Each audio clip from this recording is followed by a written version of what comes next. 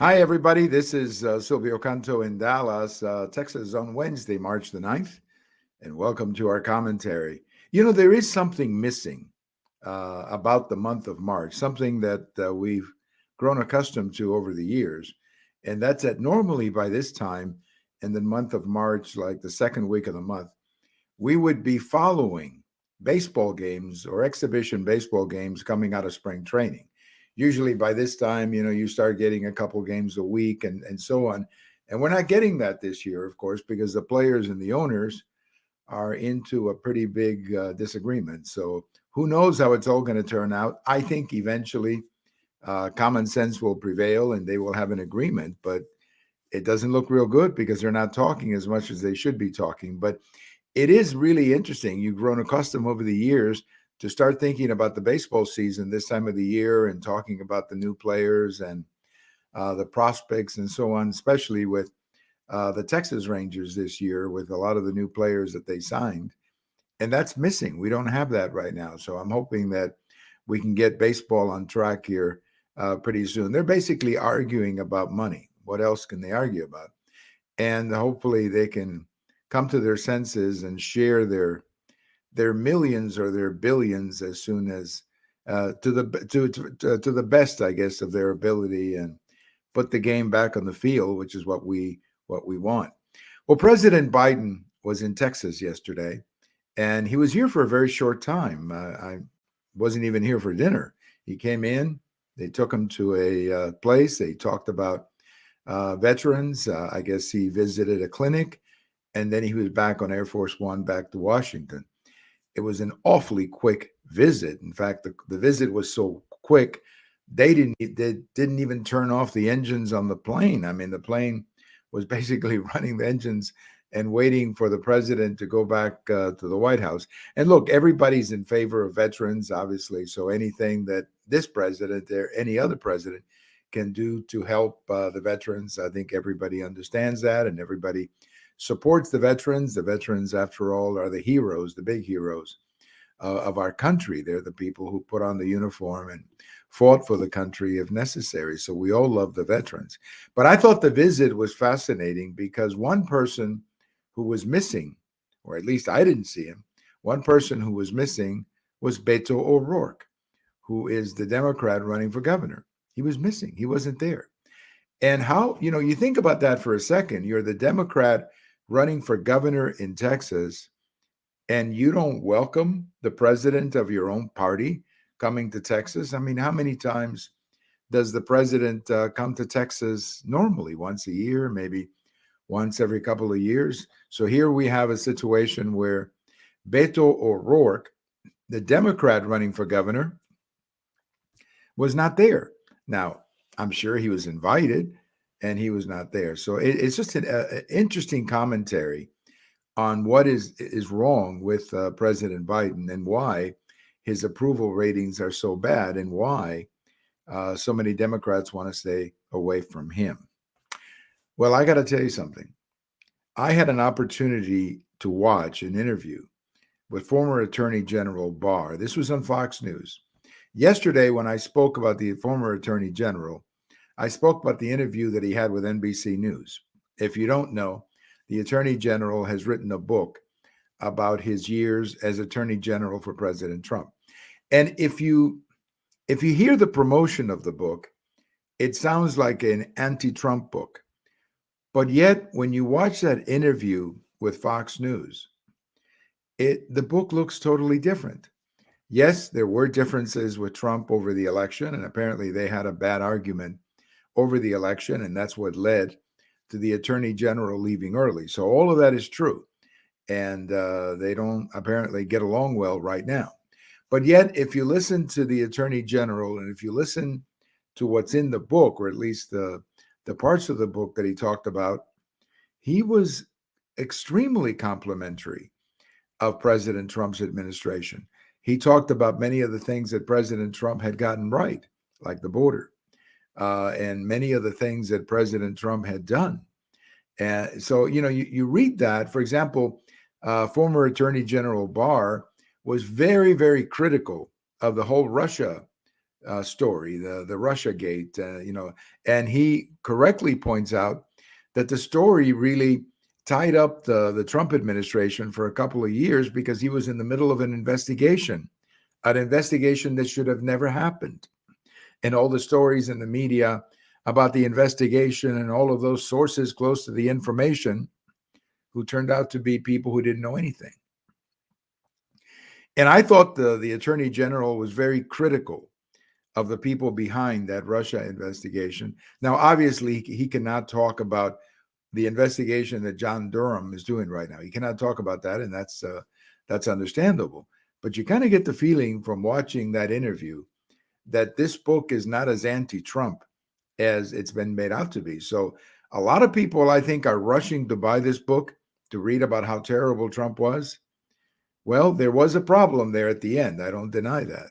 But I think overall, this is going to turn out to be a pretty good book about the Trump presidency. And Mr. Barr himself, if you saw the interview with Bret Baier, said that it was a pretty successful presidency. So maybe that book is not going to turn out to be the way people thought it was going to turn out. And I'm gonna have to get myself a copy of the book because I think the promotion of the book and what's in the book, I think, are going to turn out to be totally different. So maybe the book is worth getting.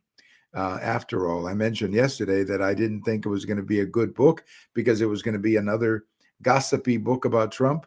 Maybe it's not. Maybe it's not. Maybe there's going to be a lot of good information there about what Mr. Barr thought about the time that he spent with President Trump, which, by the way, I was always a fan of Attorney General Barr. I thought he did a good job. And, we can second guess the decision that he made about the election. We can second guess that. And clearly he and the president had an argument about that and had different point of view. But if you listen to the attorney general, I think he thought the Trump presidency was pretty successful. Now, I mentioned that President Biden was in town, and it's interesting because a bunch of Democrats have written a letter to the White House calling a bunch of Texas Democrats, that is, have written a letter to the White House calling on the White House to turn on the production of oil because they feel that we need more oil in the market. And when you look at what the president did yesterday before he came to Texas, saying that we were shutting down purchases from Russia, I think we can all agree on that. But it seems to me that's only part of the answer. I mean, the oil that we're getting from Russia is not that much anyway. But if you can take that oil, or you can shut that oil down from Russia and then turn on our production here in the United States and basically send out a message saying the United States is back in the oil business and the United States is going to produce like crazy, I think that would be the biggest blow to Putin, and it would be the best way to bring down these gasoline prices, which, by the way, these prices are going to get pretty scary from what we're hearing. For the first time ever, I saw $4 gas here in Texas or in North Texas. And I was driving last night, coming back from school, and I saw $4 gasoline. The first time I had ever seen that. First time. And it's really eerie. I mean, it's kind of scary when you say, wow, how much bigger is this going to get? What kind of an impact is this all going to have on the average American? I think it's going to be devastating.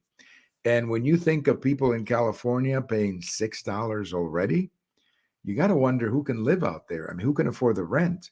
Who can afford anything out there if you got to pay $6 for gasoline? So something has to be done. And there's another thing to consider too, and that is that when you have these increases in gasoline, people cut back their spending, obviously, because they got to buy gasoline, and that will probably have a recessionary impact. So it's going to get ugly this year. That's all I can tell you. It's going to get ugly. And it's going to be very bad, really, for consumers. So I hope that you're figuring out how you can live without driving less.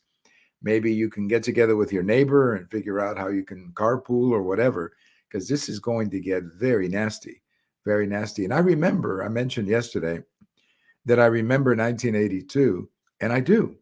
And that's what people did back in 1982. They began carpooling. And I remember stories about mothers getting together on the street and taking the kids to school and sharing automobiles so they could cut back a little bit on gasoline. Of course, the impact of all of that is that, as gasoline usage goes down because people are spending money or not spending money or spending money on gasoline, they don't spend money on other things. And that's how you have the recessionary impact. The Biden administration, one more thing about oil, the Biden administration, and I have no idea who told them to do this, but apparently they sent somebody down to Venezuela to see how we could maybe get some oil from Venezuela. And that apparently is not going over well in Florida.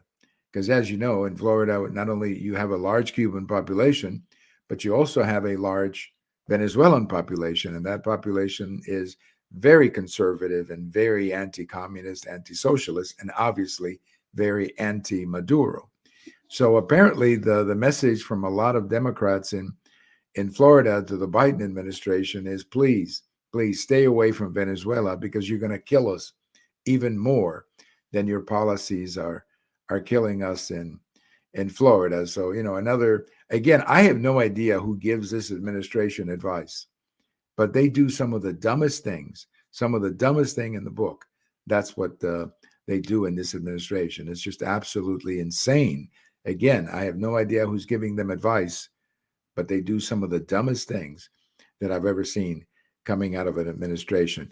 I want to say happy birthday, happy number 80 to a baseball player who I loved when he was playing. And that's Campy Campaneris, who was the leadoff hitter and the shortstop with the Oakland A's, who won 3 straight World Series back in the 1970s. And Campy Campaneris was born in Cuba. He played in the major leagues in the 60s and into the 70s. He was just a great player to watch. He was just exciting. He had great speed. He had a great glove, but he was always in the middle of everything. And that's what made him so exciting. And he was not Reggie Jackson. He was not Catfish Hunter. He was not Raleigh Fingers, some of the other bigger names on those Oakland A's teams. But everybody who played on those teams will tell you that Campy was the spark. And Campy was the one who set the table for all the other big hitters. So happy number 80 to Campy Campaneris, who was born in Cuba. I don't know where he lives now. I don't know what he's doing. But man, I have so many memories of Campy Campaneris that it just amazes me to think back. It's hard to believe he's 80 years old. That must mean that I'm getting older too. So that's the scary part. When your favorite baseball players, when the guys you used to watch, when the guys whose baseball cards you used to collect, when they turn 80, then I guess that makes me think a little bit that I'm getting up there in years myself. Thank you for watching. Have a wonderful day. And if today's your birthday, happy birthday. Bye-bye, everybody.